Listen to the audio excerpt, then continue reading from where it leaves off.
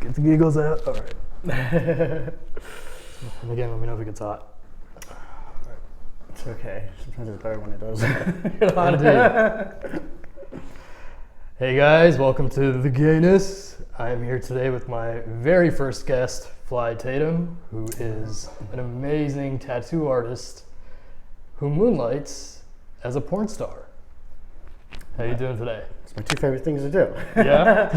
Yeah, I'm doing great. How you doing? I'm good. Good. Glad to be here. Yeah. Are you enjoying the beginning of this New York winter so far? Yeah, I actually brought my canoe out today. You went out today? My canoe. Oh. It's a little wet out there. Yeah, just a bit, yeah. So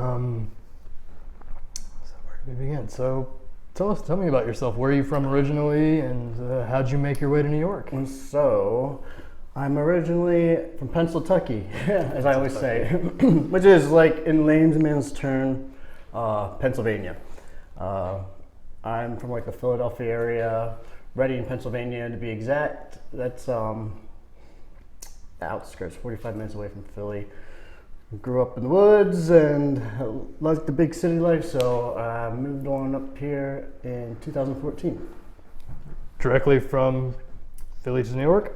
Yeah, for the most part. it was either Philly, Miami, or LA, and I ended up starting dating a guy up here, so I'm like, well, I guess it's New York. And I'm actually glad I made the decision to move up here because it's really given me a lot of opportunity, and it's a little bit closer to home, so it made it a little more easier of a transition.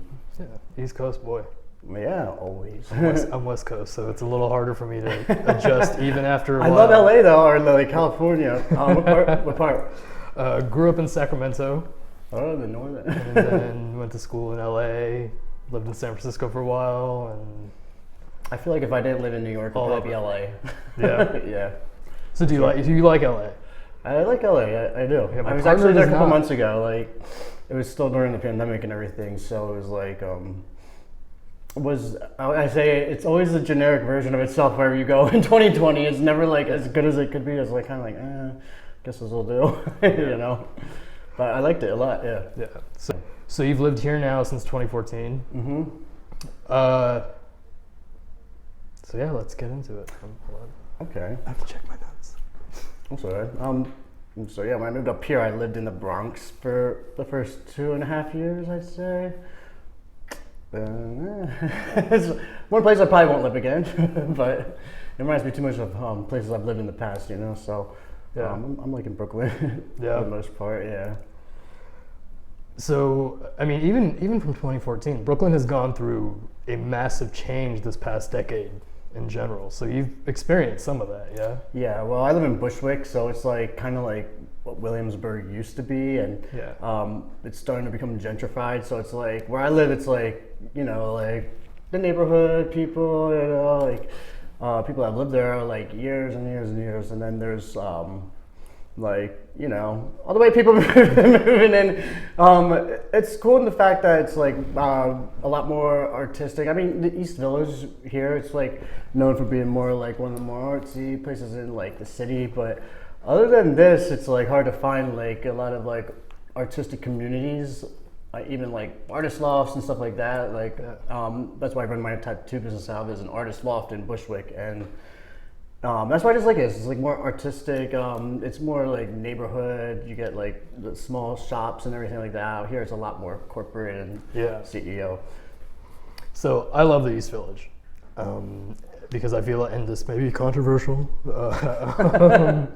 I think it's like the last real New York sort of left, you know, like New York we heard about growing up and read about. City. Yeah, and it still has an edge, whereas like,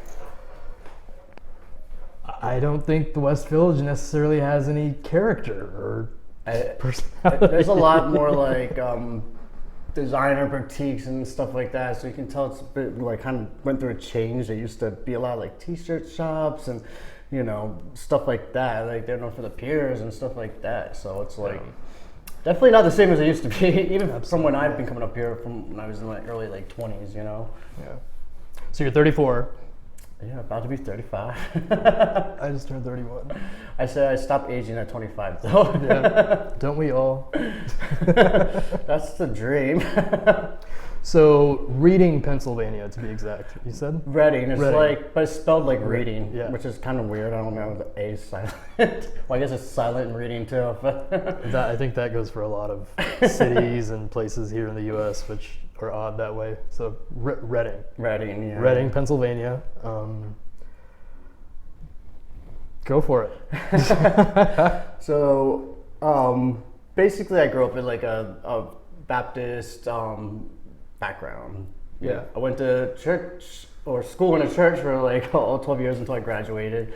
And once I turned 18, it's kind of like, I'm ready to do life on my own, you know, like experiencing everything here and there, you know. So I moved out, started going to college, and I basically supported myself through college and moved into the city of Reading. And Reading's basically, the city's made up of a majority Puerto Rican, Black, other ethnic groups, not so many white people, and the ones that are is kind of. But on the outskirts of the city, which isn't very big, it's a population of like 80,000 people, is suburbs and stuff like that. My parents lived more out on that area. So when I moved out, when I was 18, I moved into the city. Yeah, I want to, you know, I had a lot of friends that were in there, and through that, I got to experience a lot of things, you could say. Yeah. Being that I was like, grew up in a Baptist church, a school. So what was that like personally? Was there a lot of anti-gay rhetoric? I wouldn't say, like back in when I was younger, I don't think I really understood a lot of it. Not as much as I do now, at least. Yeah. In the religious say, you know, homosexuality is a sin. So you learn to, like, as a gay person, you kind of learn to hide certain things or like mask certain qualities of yourself. You pretty much edit yourself to like fit into that surrounding, you know, with that. So that's what I did up until probably I was like in my 20s. Yeah. And once I came out, it was probably like around when I was 20, 21. It's actually before that, let me tell you a story. Yeah. I was in college at the time, and I had, this is back when they had VHS, like, I haven't seen a VCR in God knows how long. I remember. Okay, you're still in that age range, okay. So I would get like, you know, gay pornos on the VHS tapes and stuff like that. And I had them hidden in the bottom of a duffel bag in my closet. And my roommate at the time, I went to high school with him and everything. He had a girlfriend, and I would have all my hood friends over there and everything. Well, anyways, I don't know why they went in this bag in my room, but they found the VHS tapes. They're like, what are these? And I'm like, oh, it's not what it looks like. Like, did it have like the covers? Yeah, like it was obviously gay porn. You gotta get rid of the I was covers. like, it's not what it looks like. It was a part of some kind of pride, blah, blah, blah, and I just still have them. And they kind of gave me the sign like, okay, bitch. Like, we know you're bullshit, but okay, sure, Dan. Like, I'm holding him for somebody. Yeah, like so it's drugs. I never like fessed up to that, and then I think probably like 2 or 3 years went by, and eventually I started going out with this guy from Philly, and I was like, oh man, I really wish I could, like, you know, tell people I know, like my friends kind of about it, but like the big worry was like, oh, how are they gonna react? Like, what are they gonna say, you know? And it's just because of having such a negative depiction of the gay community growing up and how it's wrong and all this other stuff. How are a lot of people gonna feel? Like, coming from a smaller town, it's definitely nothing like New York, you know? Yeah. Up in New York, we're like so spoiled. There's like a Cadillac of guys when you open up an app, you know? There's like, you can really be yourself for the most part, and just feel comfortable doing that. I mean, yeah, just living in New York has been like a whole whirlwind of things. I've only been here since 2014, and going like about 7 years. I actually moved up here in November of 2014. I I'll rewind a little bit. Okay, so I remember I was coming out. This is like before coming up here, blah, blah, blah. So To family and friends? I'm sorry? To family and friends coming out, or? Yeah, I mean, so I outed myself when I was like 12 to my dad because, you know, we all had the aim and stuff like that. And we'd go on and look for pictures of naked guys or whatever we could find, because it's not like porn is now where you pull up on a phone and it's like, I never in my wildest dreams would imagine that being a reality. So, I was looking up these naughty pictures and my dad's like really good with computers, and me not so much, because I'm like 12 years old, or yeah, around 12, 13 years old, and I don't know much about browser history, and I thought I deleted it, but I guess I didn't. And it took me a long time to figure that out. Yeah, so that's how I figured out about browser history. But yeah, my dad found that, and it was like so awkward to the point where like it was awkward for the rest of our lives, I think. Like, yeah. My parents never really understood it. I mean, they like when you're like have such values ingrained in you, as such as like the Christian values or stuff you've been taught since a young age. It's very much a part of you and ingrained into you. And sometimes when people aren't a certain way, they won't understand it, because that kind of blocks them from really fully understanding, I think. I explained it to them, and at first they didn't get it. Like, well, I'm choosing to be like this, and I basically said to my mom one day, I was like, why would I choose to be part of a minority group that's always going through all these obstacles and being discriminated against in ways? And I feel like she kind of got it. She's like, oh, I'm glad you like kind of talked about this, and I think she kind of understood it. But at the same time, since she has those values, she still doesn't agree with it. Yeah, I feel like so. Unfortunately, it's always put a damper on me and my parents' relationship, even my brothers, just because I feel like when I was younger, they kind of like would be like, you can't be like this, and they're gonna like influence them in a way. So I just never really developed a relationship with my brothers just for that fact. And even now, they're like all above 18, but I don't really know too much about them, and they don't really know too much about me, and neither do my parents. And I feel like I've always had to edit myself that way, so it's kind of like they don't really know the whole me. I mean, obviously they know things like my tattoo or something. I don't know if they know I do. Adult videos, right? I'm sure they don't, but then again, I don't think they're really in those websites. Yeah. Let's hope not. I don't think they're looking it up. Yeah. I mean, but there's always people that talk, and then when they see you or something, then, they want to report back. Guess what I seen, It's the same in the straight community, I guess. Yeah, it's the streets talk. Yeah, something like that. Yeah. So, yeah, I see them like once a year. I didn't go down this for Thanksgiving or Christmas just because of the pandemic, and they're saying you shouldn't travel too much, and I kind of like explained that, and then she's like, oh, that's fine, When you generally go home for the holidays, though, considering now that you're out and you got all this going on, because I know it's always going to feel like home when you go home, but is there always kind of like a sense of discomfort or tension in the air? Or? It's not that. Like right now, like I'm in a place where like I think they've adjusted to all this shock, so I'm like, I don't think I'd be much more surprised with whatever else would come their way, but like, and I've taken my last ex I had actually down there for Thanksgiving, and it was fine, like everybody's friendly and they're nice and cool, and they understand it. But I don't think I ever heard my mom say anything about my boyfriend. She's just like your friend, how mothers are. Have you taken them home?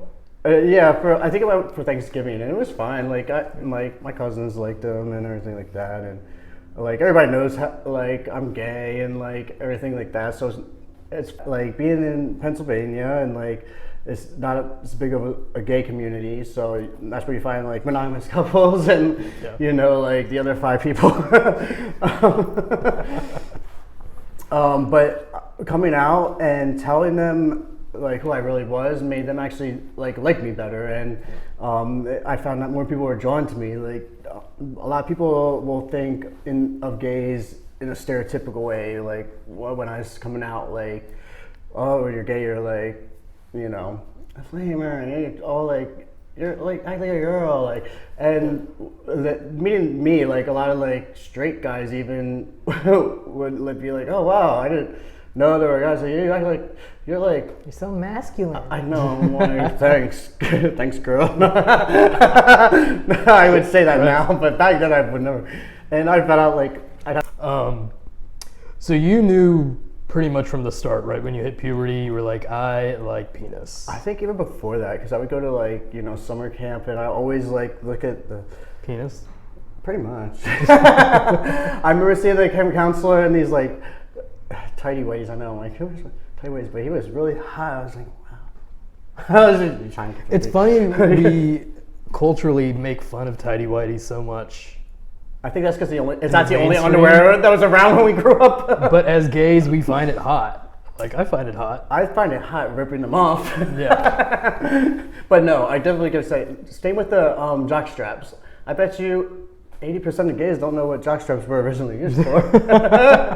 It wasn't the bottoms go-to underwear. It was like probably not jock straps, and I actually don't think a lot of them understand what jock even means, because there's so many jocks on Scruff and why is Grindr. that even an option? I feel like probably like 2 people in Scruff actually. I mean, because it's not a body type, because the body type is already listed. I mean, as in muscular. all fairness, we play with a lot of balls, so yeah. Maybe that's what they mean. It's a different kind of sport. It's a ball, ball jockey. I'm like, what sport do you play? I call them cum jockeys. It's kind of like a sport. Okay, so you are very talented. I have been looking over your work actually long before even we scheduled this, because I asked him back in like March or April when I originally got the idea to do either this or a podcast, and he said yes right off the bat, and I was amazed because I'm a complete stranger. We talked on Scruff, but I like meeting strangers in likewise. But I immediately saw, like, I loved your work, and I loved on your Instagram. I examined a lot of it, and a lot of it is so intricate. And for tattoos, I love that. I love the color. I love the intricacy, because thank you. Generally, even in gay porn, when they normally say tatted up guy or whatever, when that's a descriptor for some of these more very mainstream stars, at least today it's a lot more common to have guys that look like you. Now it's all in. Like, the edgy, alternative, queer gay is very much the star today. Yeah, but are you going to get fisted or aren't you? Yeah, exactly. But for a long time, the Corbin Fisher, Sean Cody guys, kind of, Raging Stallion, I guess, was a big. Not that I've back in the days of condom porn, right? Yeah, I've jerked off to plenty of them, still do, but that was the prototype. And even if they were inked up, it was like just a few tattoos. I say this having only 4 tattoos myself, but you're well on your way to look like me. Yeah. But now, a real inked up guy such as yourself is what's looked for, and I think you have been looked for in the past, but it just wasn't there. So it is amazing to see a guy that looks like you now more at the forefront, whereas back when we were in our early 20s and when we were kind of getting into it really, we'd only be able to find someone that looked like you in, like, indie porn, smaller studio stuff. Or the sideshow at the carnival. So, what was your first tattoo ever? So, this is my first tattoo. It's in loving memory of Grace, which is my Grammy that died when I was like young, So I'm like, it's my first tattoo. Let's not get something I'm gonna want to like scour off my body with bullet pad and some bleach. So, you can't go wrong with a memorial tattoo. Absolutely. Something that means something to you. I always say, go for your first tattoo. So it's gonna be important to you throughout your life. You're not gonna be like, oh, why did I get this fucking bad portrait of Britney Spears on me? Like, let them know that. Let them know your first tattoo. Save that for tattoo, at least your second tattoo. Yeah, I think they should all mean something to you because nowadays you can get them removed, but it's not cheap and it's fucking painful as far as I know. I'd say it's a good kind of pain. Yeah? Have you done it? Oh yeah, I've done it on myself a lot. And removal? Oh, tattoo removal. Yeah. Oh, I thought you were talking about that. So I'm going, yeah, no, like, no, tattoo removal. Yeah, I heard that hurts worse than the tattoo. Yeah. Oh, yeah, because they like fucking burn it off, right? Essentially, it has to go down as deep as the ink went into the skin to even get rid of it, and that's like past like the third layer of your skin. So like, you know, at the third layer of skin, that's where you're getting like 3rd-degree burns. So it's like, yeah, I can imagine that would hurt. Yeah.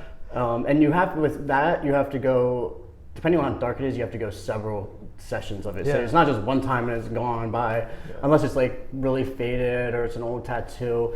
And even if you have that, you might as well just get a cover up because it's a lot easier to cover up than it is to go through that pain and that money.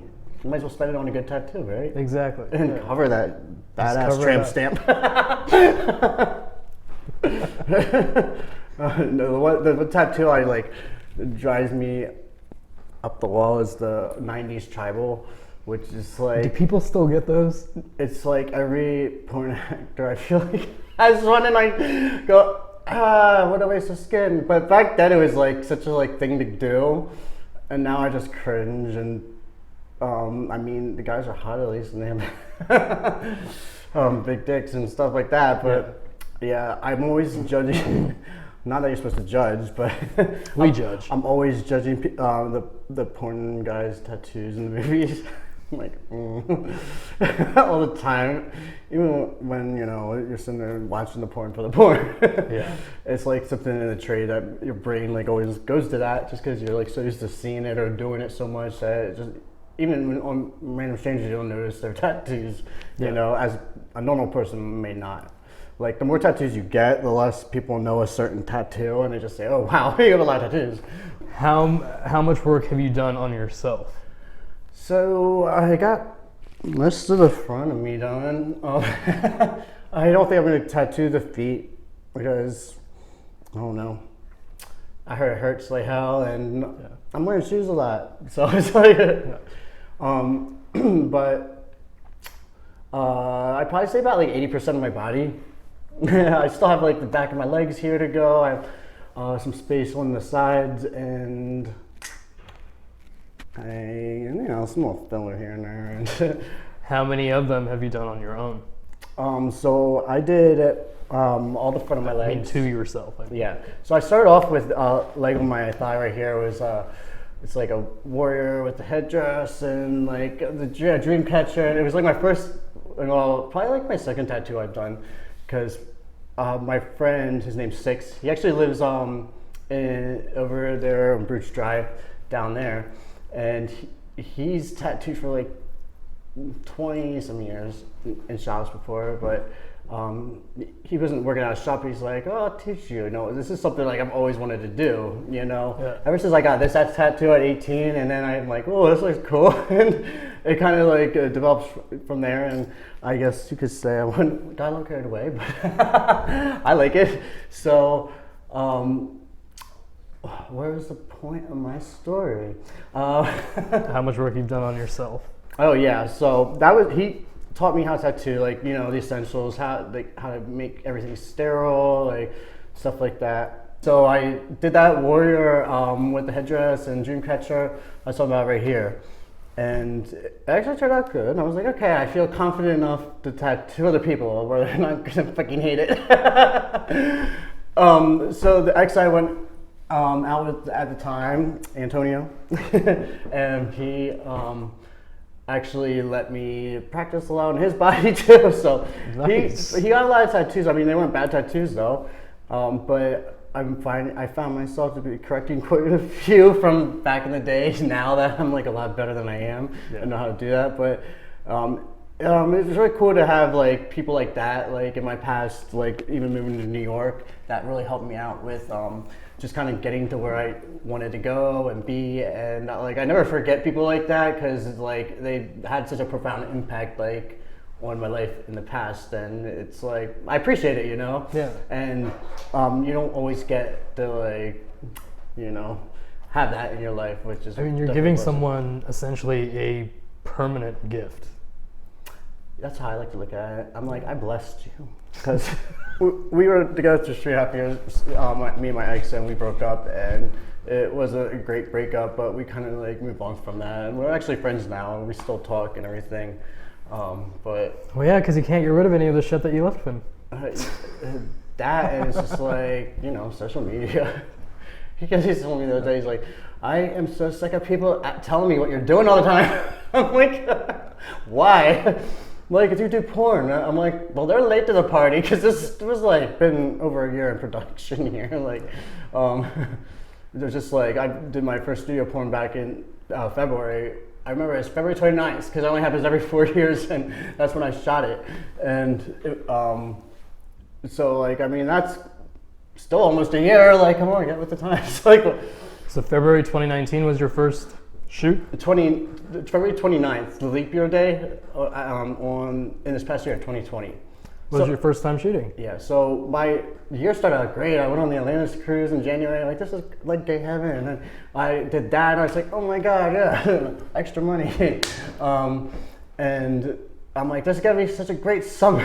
And then the pandemic happened. I'm like, oh, maybe next year. Maybe next year. You know, but I can't bitch, because I had it, you know, I had a fairly good go at this pandemic and quarantine and everything, and so yeah, I can't bitch. I had it better than a lot of people out there. It sucks. You had modeled, however, previously, right? Yeah, so. Because I remember actually, I think, seeing you in a few things. I saw you on The Advocate once. Yeah. Online. I've been in a few little things, you know. That was actually like one of the first things that's one of the, I should say, one of my hobbies, because on my free time off, a lot of times I'll like get together with different photographers, and this goes with even saying, like, even if they're a new photographer, as long as like I kind of see like how they shoot, and like kind of what they're working with. If they're good, and even if they're not that well known, I'll still work with them, and it kind of works. It's kind of like a hobby to me, like, because you get some good pictures and a lot of times it's people, when you work with them, even if it is for free sometimes, I would say it's like more like almost like a promotion of yourself. It's like paying for your own advertising, if you will, you know. Like, some people post their stuff on Instagram, and people be like, oh, I seen you in this person's Instagram, and you shoot with me, and it opens more doors to other opportunities. It's like, I actually was asked to go participate in a web series for Ink magazine, which is one of like the biggest magazines in the country, and they have this web series, how tattoo artists react, and they, you know, interview a lot of famous artists throughout in the industry, and so hit me up to do. I'm like, wow. She's like, well, I found you on Magnus Hastings, who has a book called Rainbow Revolution out right now that I'm in. Little, you know, promotion for my friend. Plug it all. So she found me a picture of me on the website, and she's like, oh, I found you through this. And that, like, so that basically that opportunity came from a modeling thing that I'd done, you know. But my first modeling, I would say, like, big modeling thing for me up here was when I got to shoot with Nasty Pig back in, I think it was 2016. I was like, that was pretty cool. I love those guys. They're like really cool. So that's kind of like where I like started doing like that. And some gigs you get paid for, and some you don't. Been really busy with like opening my own studio since like July, and that's like invested a lot of my time. But you know, once I start, you know, freeing up a little more time for that, that's when I plan on getting into that. Even same with the OnlyFans, really. I'm like, I'll shoot a video here and there, you know. Breaking in slowly. Yeah, it's like, I don't know how I did all 5 jobs I had before the pandemic, and now I can barely do the one. I'm like, I don't know, but it's hard to get into the swing of things than it is to get out of it, that's for sure. You're a straight up hustler, Dub. You always gotta have a side hustle. And you'll get back into that hustle, I'm sure. You have to have a plan A, B, C, and D when you're living in New York, you know, just in case. Especially as an artist. So. Yeah, starving artist. Were you sketching and stuff when you were younger? Yeah, I took some art classes when I was younger, but it's like our teacher would always make you draw shit that you didn't want to draw. I'm like, what? I used to hate drawing people. She always tried to make me draw fucking faces. I'm like, what is up with these fucking faces? But now it's like I like drawing people, you know, in certain ways, you know, like it's funny how that is. Like the things you hate when you're younger, like spanking, you like when you're older. What is your most recent tattoo? My most recent. Oh, I did some of these on me. So I don't know if the people at home can see this, but so I'll shoot them later. Okay, so I did these scripts here. But show them that sexy stomach. Go for it. They wanted to see the titties. Scott, what are you doing? So anyways, yeah, I did, you know, those on me.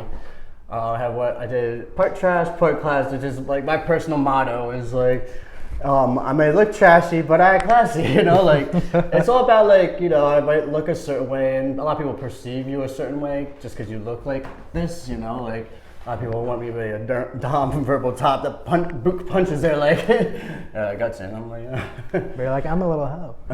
Well, pretty much. They already know that though. Yeah. So a bottom hoe. I like, it's so funny because then they see my porn, they're like, you don't just bottom. I'm like, that was a dumb decision because now everybody knows I top too. The secret's out. I always fuck with people. I'm like, don't tell anybody I ever topped you.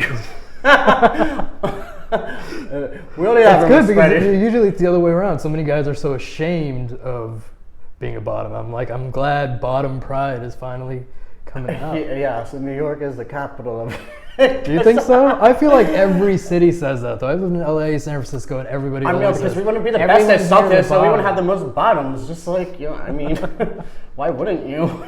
I like to be 100% verse because you never know when you have to take one for the team. Either way. I actually am verse. I always tell people I'm more bottom because like I have to be more like into somebody to top them. When I'm bottom, it's like, I don't get hard. So it's like, it's a lot easier. And I'm a little less selective, but yeah, with topping, so that's why I say I'm more of a verse bottom. So, you know, if I'm not feeling it comes naturally to you. You can say that. I know a thing or two. I mean, my expertise are in tattoos and sex. So I'm actually teaching bottoming 101 at the local community college starting in January. Are you being serious? No. Okay. But people have said I should. You never. That could be a real thing here. I would not put that past New York or any big city. Actually, there's some classes where write a book, write a check. No, they never do. But so, how many scenes have you done at this point? So I'm a newbie. I mean, just in essence, but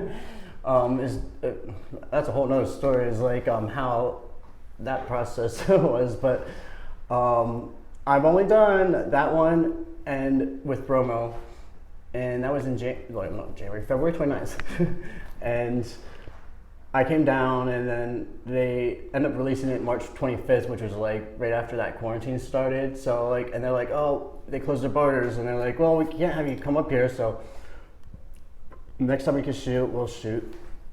And while we were in quarantine, I was staying with one of my friends a lot, and well, I actually just met him like a week before the quarantine, and then I like stayed with him like most of it, and it was really cool. We like hung out and everything, and Bromo hit me up and they're like, oh, can you do you have a friend you want to do a scene with while we're in quarantine and you shoot it and send it to us? And my friend's like, yes, I've always wanted to do porn. And I'm like, okay. And now the only reason he wants to do porn is to fuck both in because I was trying to dig. So that's his goal. But anyways, Bromo asked us to do that, so we sent that out. That's a scene they put out. I think that's like probably the most recent one. And I have yet to shoot with them. They just opened a production company in New York, so that's on the horizons. I would say. Nice. What did you think after your first professional shoot? Had you known the guy you worked with, or did you just meet him that They sent day? me something on like a week ahead of time of who I work with, and you just like socially app stalk them like through look through Twitter and all that stuff. And like he's a really nice guy, and like he was very cute. He was 10 years younger than me, so it's like that's like always a dynamic to me sometimes. Yeah. It all depends. It could either be very hot or very bad. I'm just like more of into like the beard and stuff like that. So I mean, he wasn't my type, but he was hot. We did it. We got the job done. So that's all that matters. But yeah, they sent him a week ahead of time, and we ended up shooting with a director who's a lesbian, and that was, I wish I knew her fucking Instagram name. She was so cool and so dope, like, that's awesome. And it was like, so, like, of course I'm nervous, this would be my first time, and I didn't get sleep the night before because I go danced, so my flight was at like 9, and I'm like, well, I want to go back and sleep because I know I won't wake up, and I'm missing, I'll fuck this whole thing up, so I just stayed up all night, and then I took a flight to Montreal, and got there, unloaded my stuff in the apartment, went and had a hookup, and then went to my shoot. Whoa. And by the end it was from 3 to 8 p.m. and it was just like, it felt like I was there for days. But your first shoot was in Montreal. Yeah. That's fucking awesome. It was, but so my flight was at like 9 a.m. I got up there, and by the time we finished it was 8, and I slept mind you the night before, so when we got done that, I was like, and I'm like, everyone's telling me how awesome these bathhouses are in Montreal, and I was like, I have to go, even though I'm so fucking tired. And I went, and it was one of the best bathhouses I've ever seen. I haven't seen too many, I swear. It had like 4 floors, like hot guys, like it was like Club Philly times 10. But I was so tired. I only lasted until 2 a.m. and I was like, let me go and sleep and make this flight back, even though I don't want to go back. So it was like all within a day pretty much, so I didn't have much time to like be there and enjoy it. And then I'm like, next time I go back, I'm gonna like, even if I have to pay for it, go back a day late, like just so I can experience the bathhouses if they ever open, I guess. So my top 3 of things I miss. Go back. I highly recommend it. I mean, the bathhouses, yes, but even the guys are not only fucking hot, but they're so fucking chill. And a lot of them have like some kind of French accent. Yeah. It's just hot. It makes it even hotter. Makes them a little more exotic. Yes. So once all this shit, pandemic-wise, is over, you're gonna start that hustle back up? Because you've technically you said your first major scene was released right as quarantine hit. Yeah, pretty much. So I mean, So everybody was home, they got to see it. Everybody saw you then. You were the first new. It's one thing you don't realize, especially like with social media and stuff, is like you do a porn and then you look at all the people that have actually seen it and you're like, wow, like 500,000 people see me having sex. And it's weird because sometimes people mention stuff and say, hey, you look familiar. Like I was at a sex party and my ad for Bromo came up on Pornhub when they were looking for stuff. Like, is that you? Well, if it isn't, they fucking copied a lot of my shit, Luckily, that hasn't happened for me at a sex party, but it has happened to friends of mine at sex parties or hookups. They're like, they threw on your porn, and I was like, ugh. Mine were not great. I'm sure they were grabby worthy. They would have won the awards at like Sundance because they were very indie. Artistic. They were very indie and artistic and. Oh, but you're on that other level of porn. No, it was bad. No, I went from doing a solo with a guy who was just starting his site up called Real Guys Exposed. Because, you know, I didn't work out and I always sounded like this and looked like this. Like, I've always been wearing these kinds of prints. I've always dressed like a fucking douchebag. Cool. And so I met this guy who's like, I'm starting a site called Real Guys Exposed. And I did a solo for him, and I thought it was interesting because there was an interview in it too. And is this like one of those couch talks where they have with the porn stars right before? Yeah, and so that was just a solo. And then my first actual sex on camera, I had a fucking train ridden on me. So that sounds like a good one. that was fun. I was like 19. Sounds about right. Going to school, working. I mean, we'll dabble in some of that. I just wanted to dabble. I know I could never really, nor do I want to, not for any particular reason, just because it's not me, want to have a career in porn, just because for me personally, it feels too much like work. It's definitely not like real life. Like that, because you have to do like, for the company, you know, like your professional dudes, a lot of them will do like different angles for the same position. So you have to do like the same position four times in a row. Like, and then you have to stop.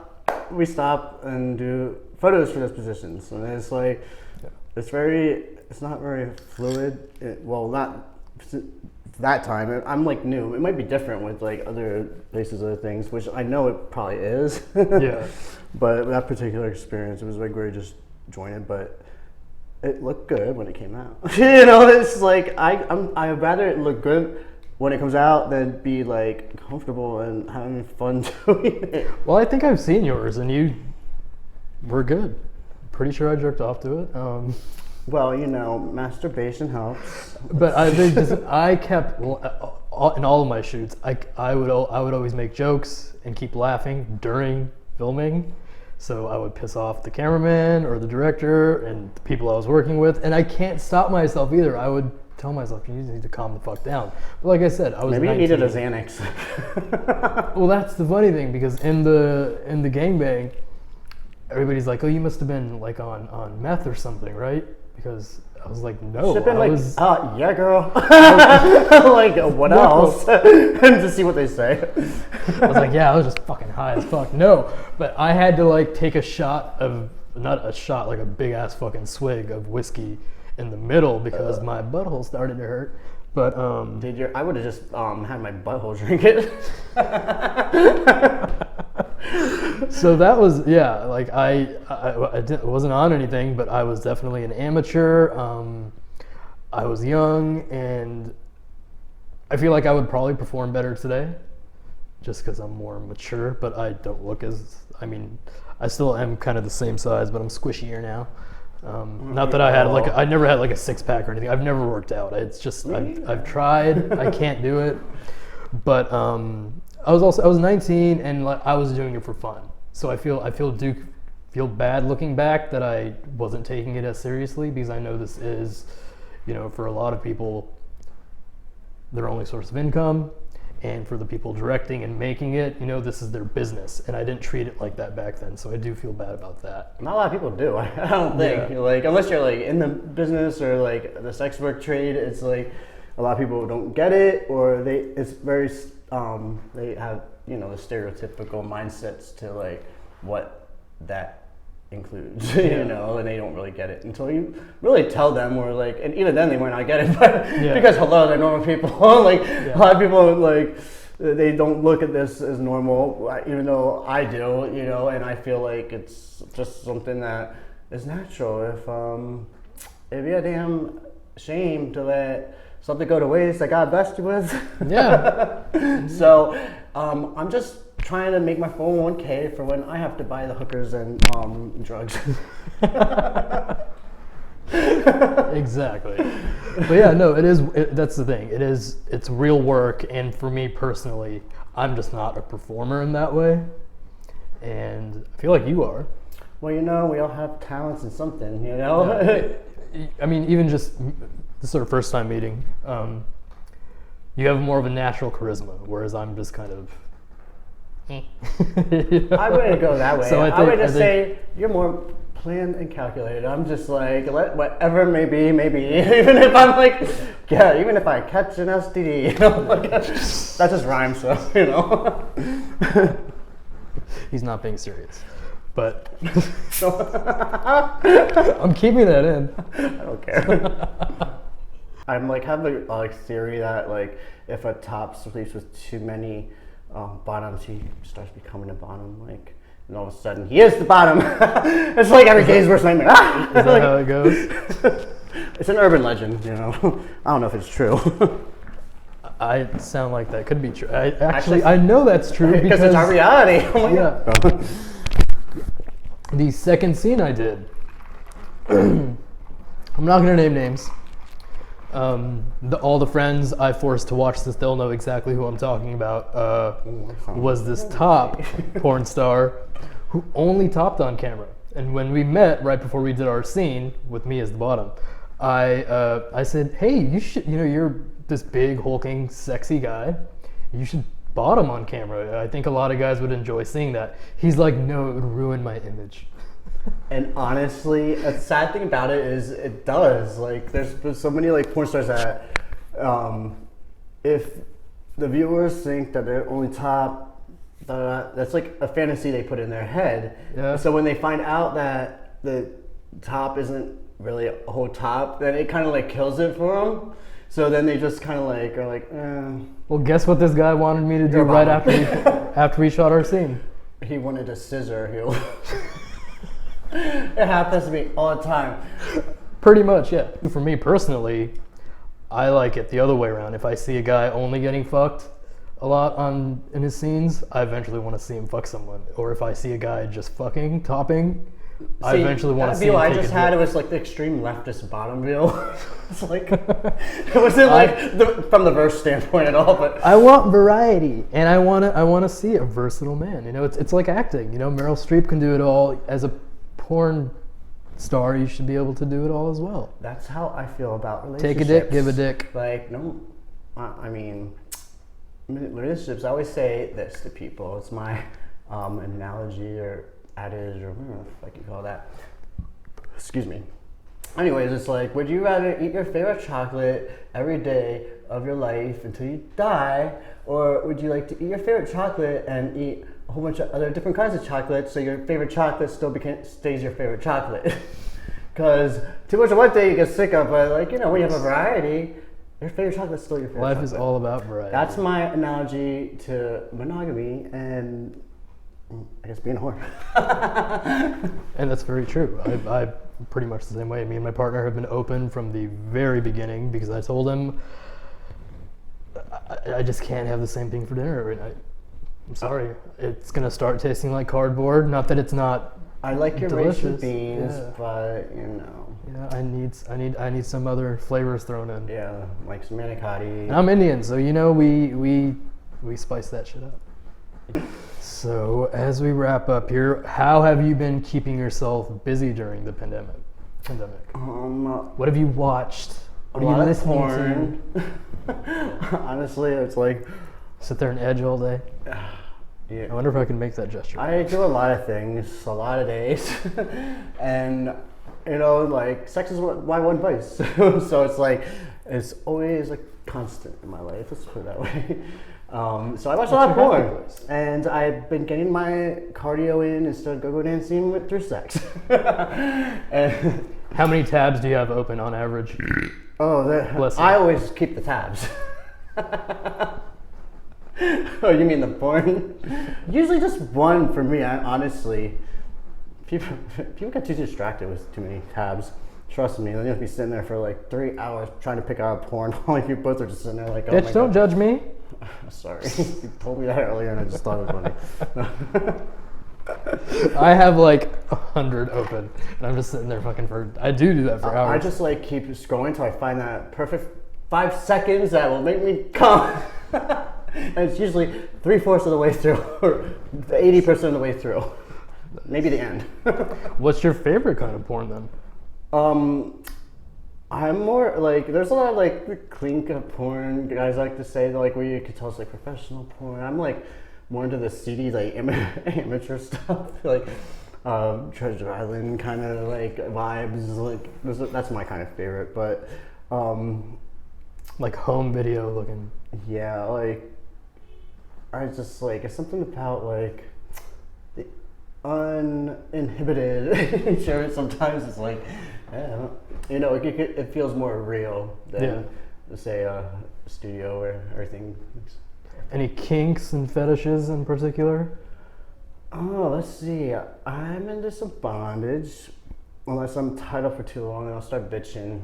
But that I've tried to get into fisting. Only got into that knuckle yet, but I've been head over shoulders into people. So I'm not going to sit here and lie to you or any of you, but if it was an Olympic sport, I would be a gold medalist. I'd be the best puppeteer ever. As a fister.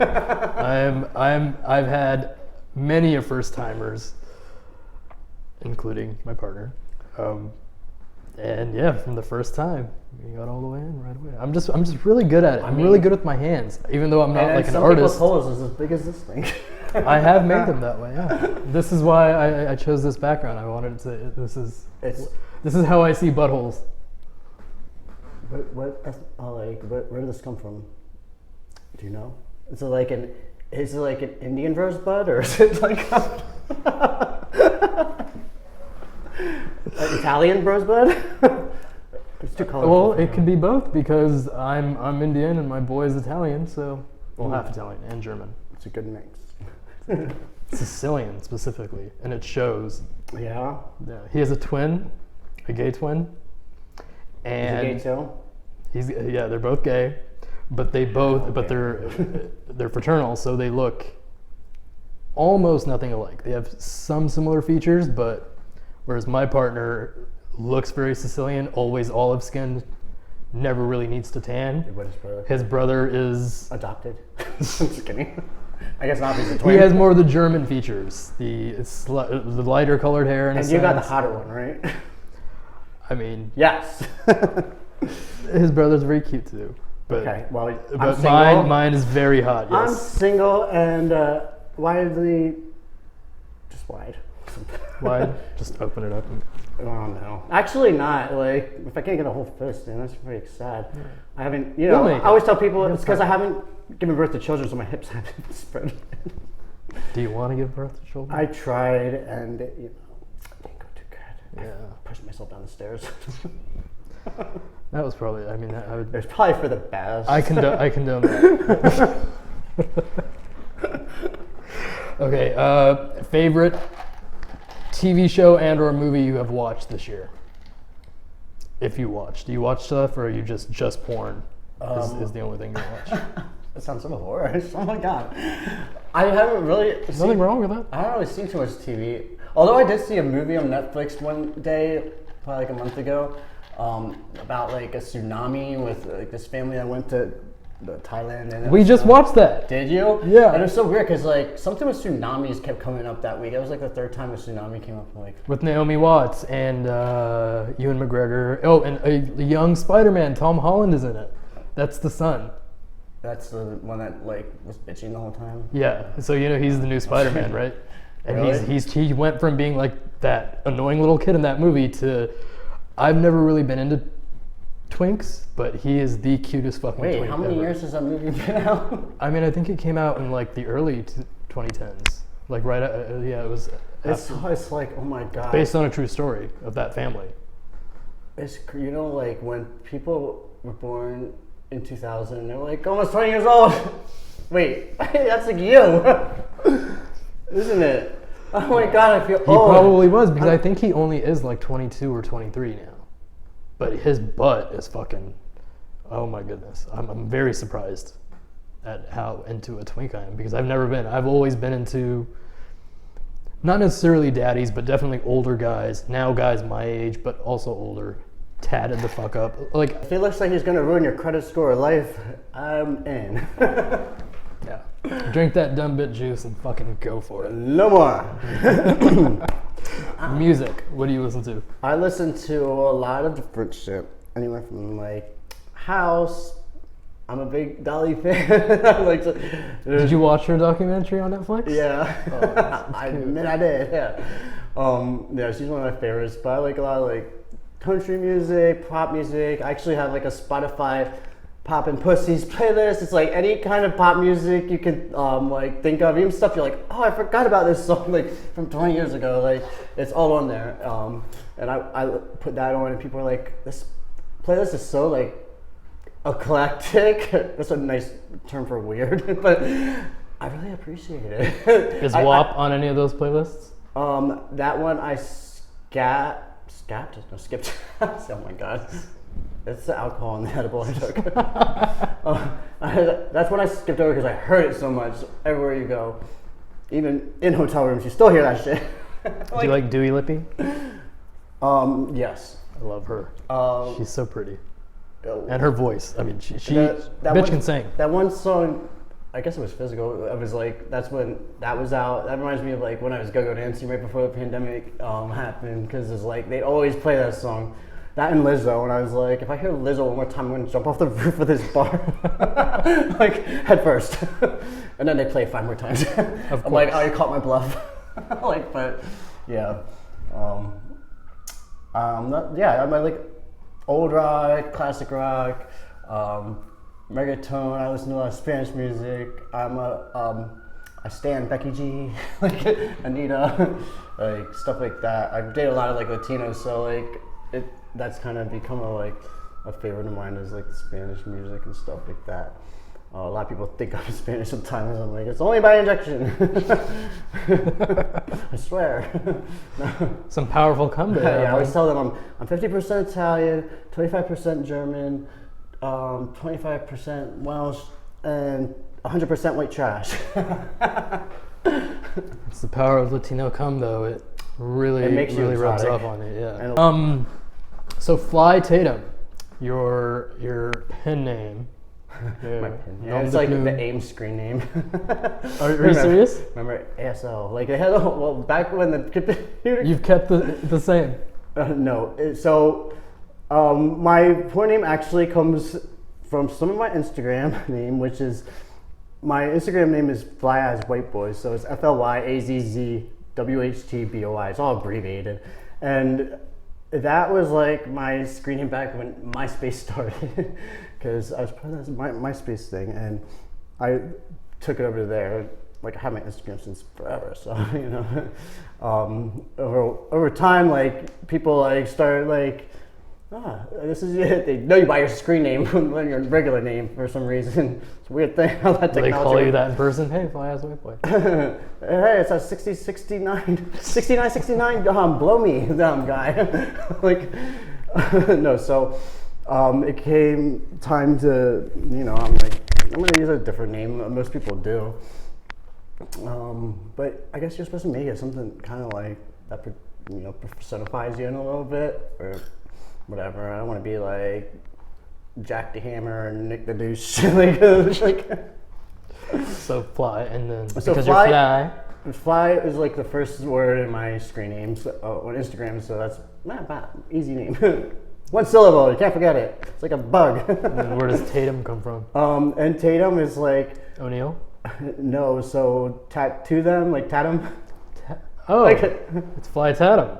It's Tatum, but it's spelled like Tatum. You know, it's a long way, not one of the short ones. So, and then people think, oh, you're related to Channing Tatum? I'm like, Tatum? I'm like, you should be like, yes. I don't know. Yes, I am. Maybe we should contact him and get DNA. We should do some, related to Channing Tatum, let's do some stepbrother porn with him. Yeah. I'll be the one that went off the juvie. Well, thank you so much. Thank you for letting me interview you. I had fun. First guest. I like just talking for no reason. Yeah, as it should. Yeah. And now, this is your chance to give the good people whatever you want to give them. Plug whatever the hell you want. Okay. Let them know how to contact you, what you do, what you plan on doing. So, Fly Tatem. This is Fly Tatem. I am a tattoo artist and sex worker. I'm looking for tattoo clients right now. So if you want to contact me on my IG at FLYAZZWHTBOY or at my studio at Gypsy Tramp Tattoos, and I'll get back to you. And thank you. Thank you. Yeah, I'll include all these links at the bottom or in the description for y'all. Thank you guys. Hope to see you soon. Bye. Bye.